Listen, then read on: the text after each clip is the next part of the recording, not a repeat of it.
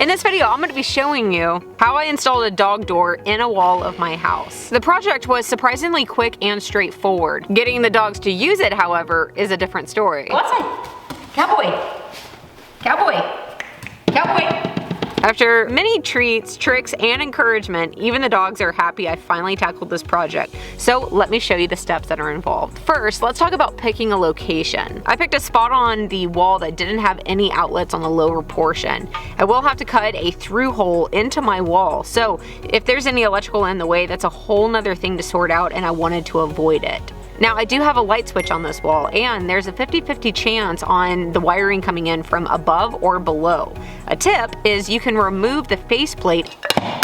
Ooh, I just broke that faceplate. And look inside to see where the wiring is coming from. Can you see that in there? Coming in from the top? That's a great sign that it comes from the attic, and then all of the bottom ones are closed, meaning that probably nothing is ran down. Next, I first used a stud finder to mark off and tape the location of my studs. This way I could hold up my door and make sure it would fit in between them. Next, I figured out the height of the door. The tricky part for me is I always have a mix of dogs at my house. I have small dogs, but my parents and some employees have large dogs. So I pulled in the zoo to get a height that would work for both. You would have to step up. Okay, go on. Go on, you little zoo. In my case, this is about 3/4 of an inch off the baseboards. Now, another tip, I'm gonna be cutting a test hole. All signs point to this being free and clear of trouble, but I wanted to make sure, so I'm cutting a hole the size of a junction box. And this way, if I feel around and do come across plumbing or electrical, I can throw in an outlet and say it never happened. Any wiring or plumbing? There's the stud, so that's empty. Yeah, and there's the stud. I'm in the clear. Since I'm in the clear, I moved on to enlarging the hole to the actual size needed. Now, any dog door you buy should come with a template for this. I want the bottom of this dog door to be 3/4 above my baseboard. So for the template is for this portion here. I'm gonna set this, I'm gonna put 3/4 past my dog door. So this tells me that my template needs to be placed 2 inches above the baseboard. I made a mark at 2 inches, then used a level to draw a level line. I taped up the template, then double checked with the door that all the flange holes would still be clear of the studs. With that all looking good, I next traced the template that made the cut. A multi-tool is great for this job because you can easily control the depth of the cut, and also you can easily cut a 90-degree corner. If you're using a Sawzall or jigsaw, then drilling a hole in each corner first will make it a lot easier. Once I popped out the drywall, I cut the insulation out. On the dog doors, they're gonna be labeled part A and B, at least with this brand. So this is part A that goes on the inside of the house. Here is a cardboard template that says do not throw away. The idea is to attach this in place, then drill these 3 holes through the exterior siding, so that then I can take this out, go to the other side, and then I'll be able to use this as a template to drill through my exterior siding. Let's open up this flap, gain access to this cardboard, and now I'm gonna drill through these 3 holes as straight as possible to punch through the other side. Okay, I got 3 holes. That's pretty savvy.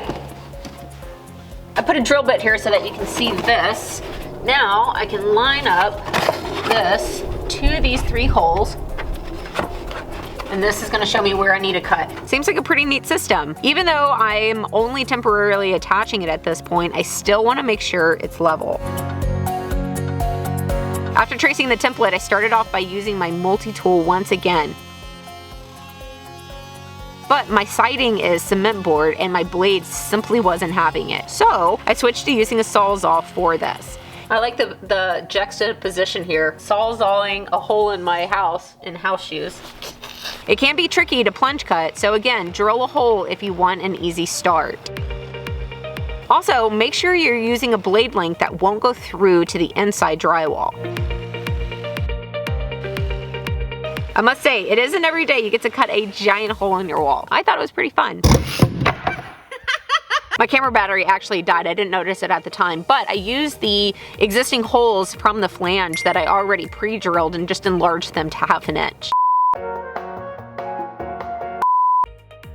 I'm enlarging them because the next step is to use wall anchors to attach part A to the wall. The door comes with the needed hardware. I'm actually gonna leave this loose for a second until I get part 2 on. So these are almost just like finger tight. Once part A is in, next is to repeat with wall anchors on part B outside. However, before this goes on, I added a super thick line of caulking around the flange. The reason I added such a thick line is because I have that shiplap. If you have flat siding, then a small continuous bead will be sufficient. For caulking, I went with Dynaflex Ultra. This is a product made by DAP that is an advanced exterior sealant that is crack proof. That's right folks, crack proof. Windows, doors, trim, anything exterior, this is the product I always reach for, and it is yet to fail me. Did you see him? Cowboy, you're just crazy. He's a puppy. I know. Thanks for the help. Oh, great. Rubbing off. Hey, Munchkin. Totem, you're getting filthy. After tightening down on the screws, I closed the caps on all of them and called this project a wrap. Now, it was just a matter of getting the dogs to understand what it does and how to use it. Mama, go outside. Go outside. Little bit. Go outside. Rooster, come on. Good girl, go outside. Yeah, Rooster! It takes a second for dogs or cats to get used to the flaps. I started off by holding it open, then was able to back off further and further off of how much I was opening it until they could handle it on their own. Good smelling treats on the other side are great incentives, but I found it mostly practice that makes the difference. Also, know that the door comes with a lockout door that can be slid into place on either the inside or outside. At night, I put the lockout door on the inside of the house so the dogs can see that the door isn't in use, but it'll still keep out a raccoon, a skunk, or even a small human.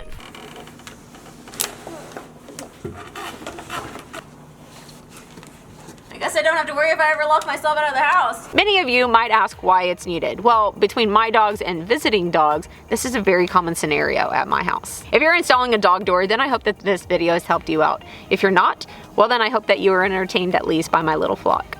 I will see you on my next project, guys.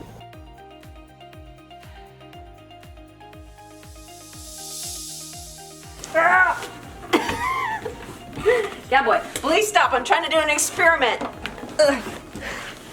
I made it. Real quick, I want to pause and thank this video sponsor, which is Keeps. 2 out of 3 guys will experience some form of male pattern baldness by the time they're 35.